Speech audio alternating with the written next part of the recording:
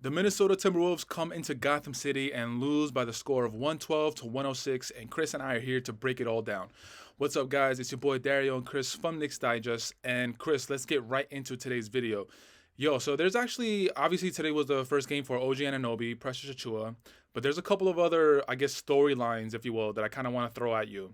But first and foremost, I want to hear your thoughts. I want to hear your takes on OG Anunoby. What did you like that you saw from him? What didn't you like? Anywhere you want to go.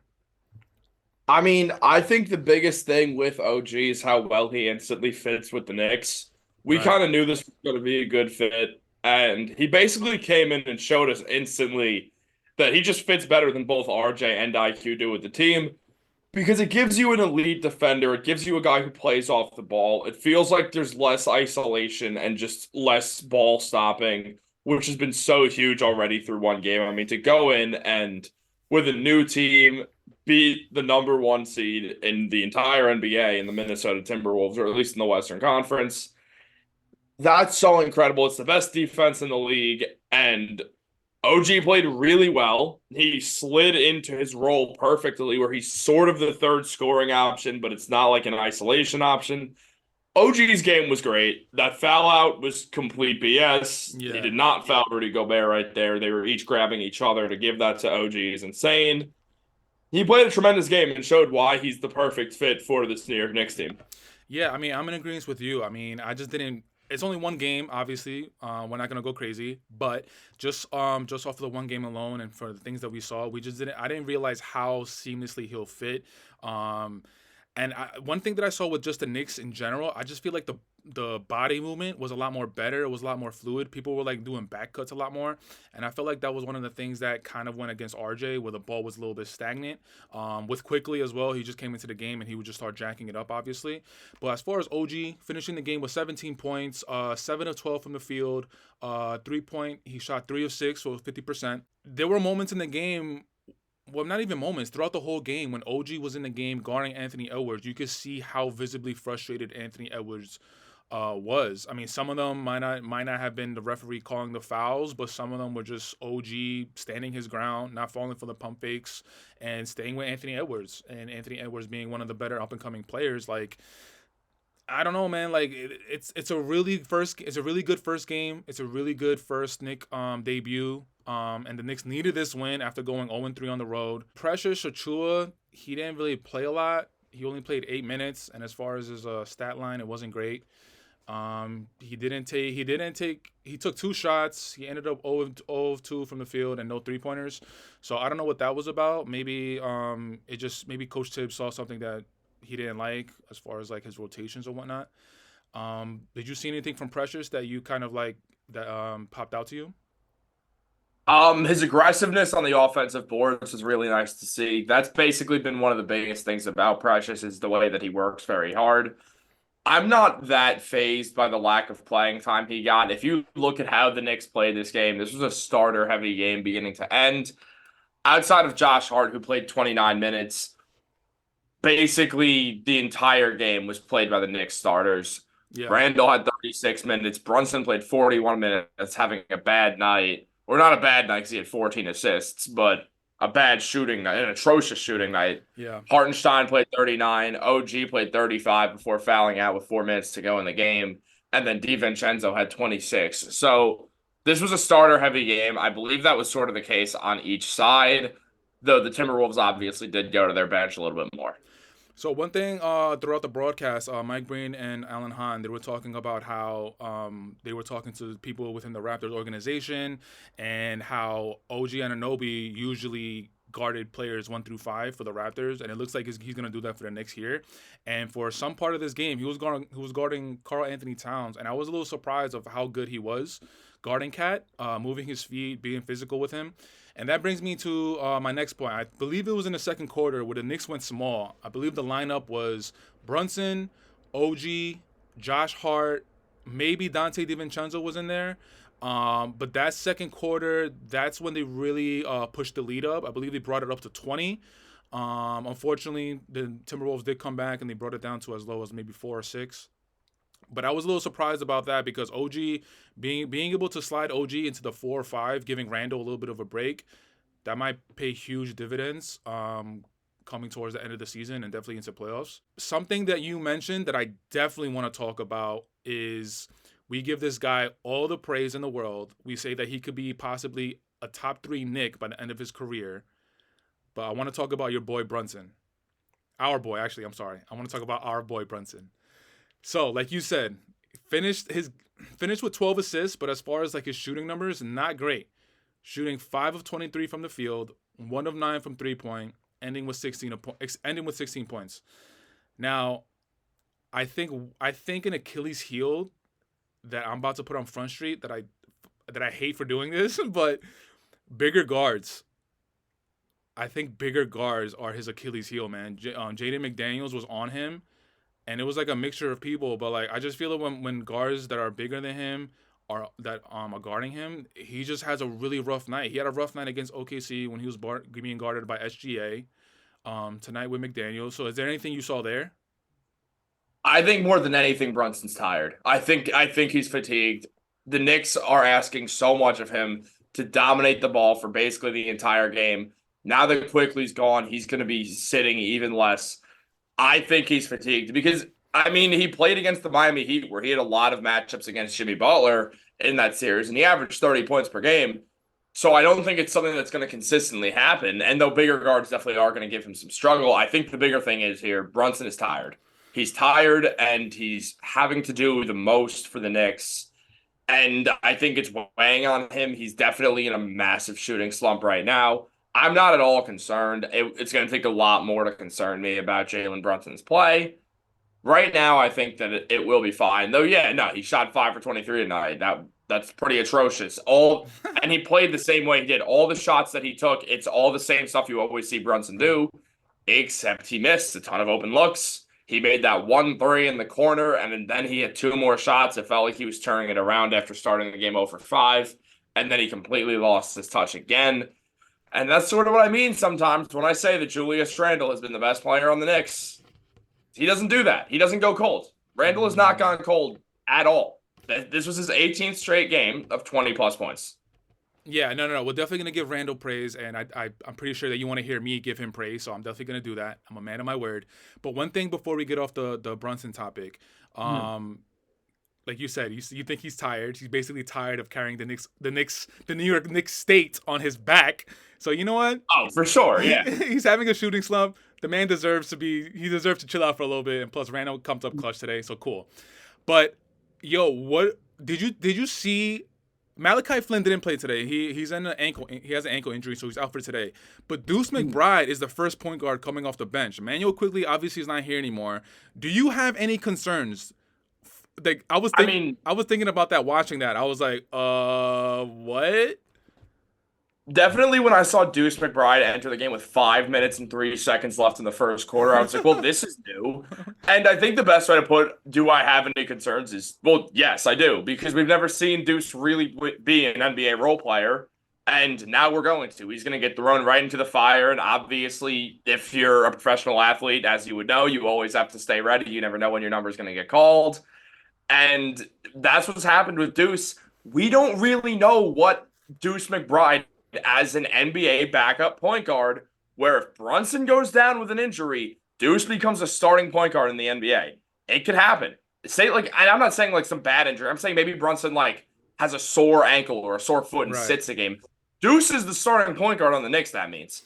We are about to see, can Deuce McBride hold his own as a rotational player in the NBA? That's why the Knicks gave him that contract extension, because they believe that he can be. But obviously, I'm concerned. The defense we know is good with Deuce. He's a good defender, and he also works really hard on that end. Does he have any ability to shoot a basketball, though? That's the question. He's shown to a degree this season because he's got good numbers from like the three-point range, but it's such a small sample size that you really can't say anything with confidence. We saw him take a pull-up jump shot today where he was wide open. It looked like he was around 15 to 20 feet away from the basket, and he absolutely missed it, and that's fine. Brunson missed a handful of those tonight. It's not like it's the end of the world. Though, yeah, I am a little concerned about Deuce and just the whole thing that's going on with the fact that he's getting thrown into the fire, and if this doesn't work out, we have to hope that Malachi Flynn does, and Flynn has a very extensive history of not being the best defender and being an inconsistent offensive player. So I'm under the impression that when Malachi Flynn comes back into the lineup, like he's gonna be third string point guard. Am I crazy for thinking that, or that's how it's gonna be, right? Yeah, I agree. I'm pretty sure he's gonna be like it wouldn't have made sense to give Deuce that contract Right, extension right, if he right. back up. Okay, so now that it looks like obviously Brunson starting point guard, Deuce first point guard coming off the bench, Malachi Flynn being a third string point guard. I mean, I would assume that they might like they might just like take a peek into the trading market to see if Mm. there's any players out there to try and pick one up because yeah, like you said, like we never seen Deuce being the first point guard coming off the bench. That was always quickly, and quickly we knew that he was like he was gonna put the ball in the bucket in the regular season. Playoffs again, you know my stance about quickly in the playoffs, but at least he actually Been played in two series. Played two playoff series. the It's right. fun. Right, quickly over McBride. He quickly has two playoff series over McBride. So yeah, I mean, I don't know, man. I think that's something they definitely got to take a look into. Okay, let's get into your boy Randle. Give me a 2 minute isolation, Dario, real quick. I'm gonna give your boy all the praise. Been playing completely lights out tonight, going for 39 points, 14 of 24 from the field, 9 of 13 from 3 point. Absolutely putting Karl Anthony Towns in the doghouse, baby. Yeah. Kentucky, where you at?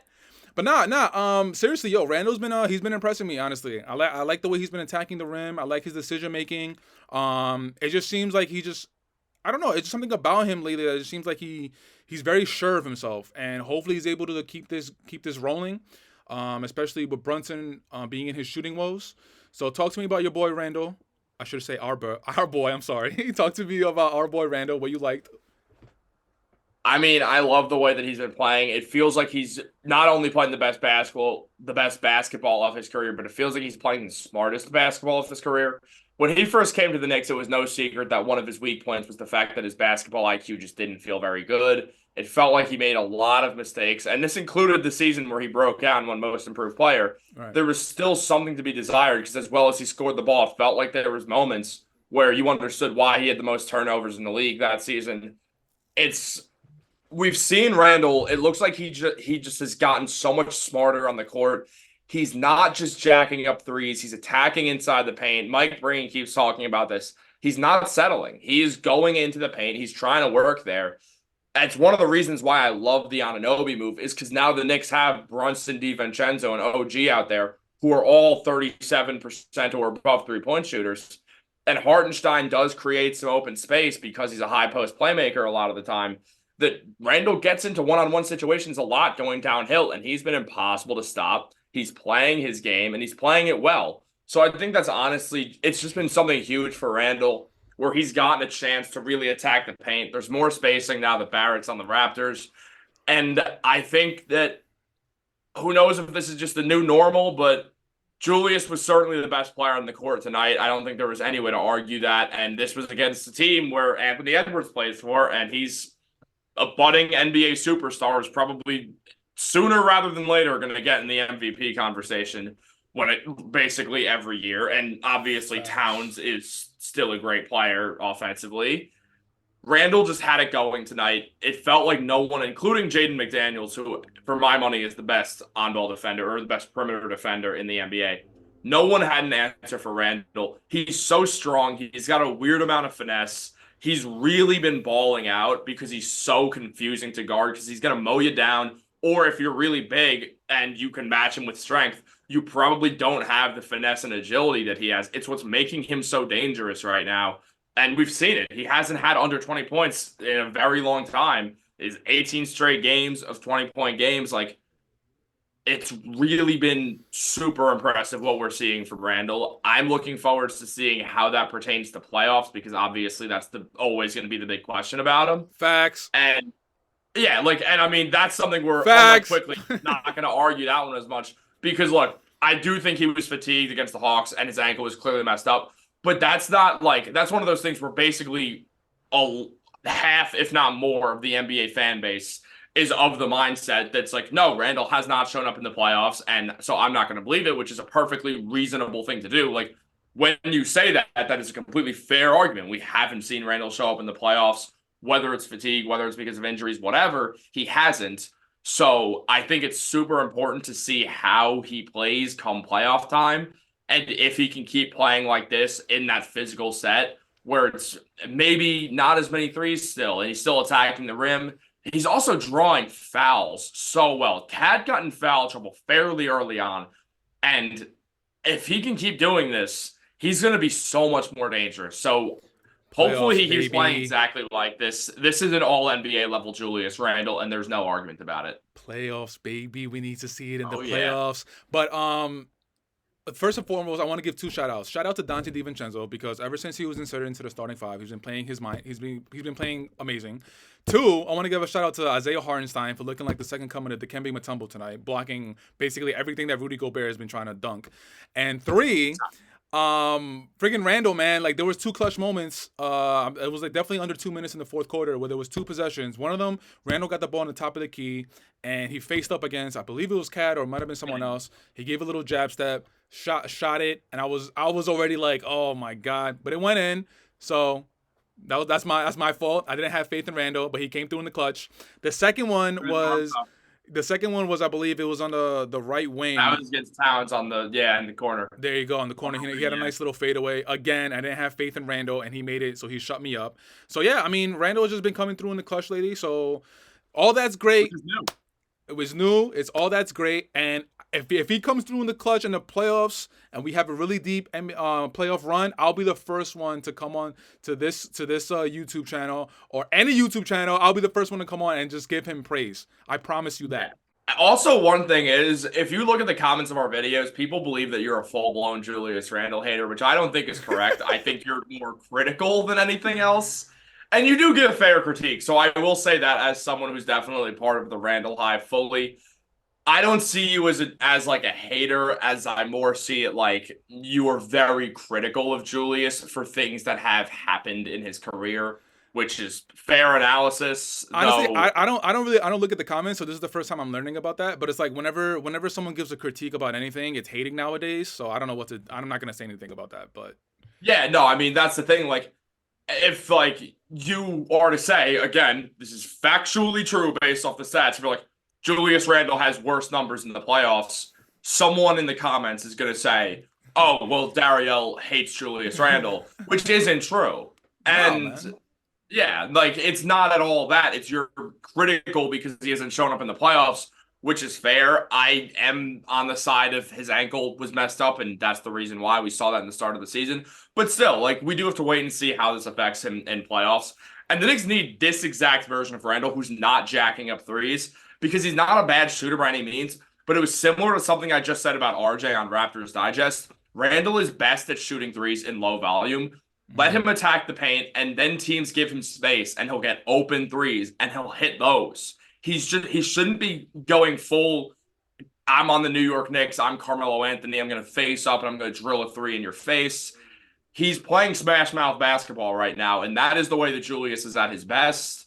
The Knicks need that exact guy in playoffs. If Brunson can just get back on track, which I'm sure he will, yeah. and then have an OG Anunoby. This Knicks team right now, and obviously this is definitely somewhat of an overreaction based off one game, but this was against the best defense in the league and the top offense also. And the Knicks just showed with a team that actually flows and functions well, like this New York Knicks team does, because I mean, we saw it in one game. This team is way more fluid than anything that they've had in the last 2 years. I really think that this means they could go to Eastern Conference Finals if they get good matchups and if everything goes right. That's a fact. The one thing you can count on for the Knicks Digest YouTube channel is that we are not yes men. We are going to critique what we see, and it's our team. We want our team. We want our team to be playing the best, obviously. So if we see something that we don't like, we're gonna critique it. Sorry, but that's how it is. All right, guys. So that's it for today's video. Leave it in the comments. Let us know what you thought about Precious Achiuwa and OG Anunoby's debut at the Garden tonight. But until next time, we'll catch you on the next video. Happy New Year and peace.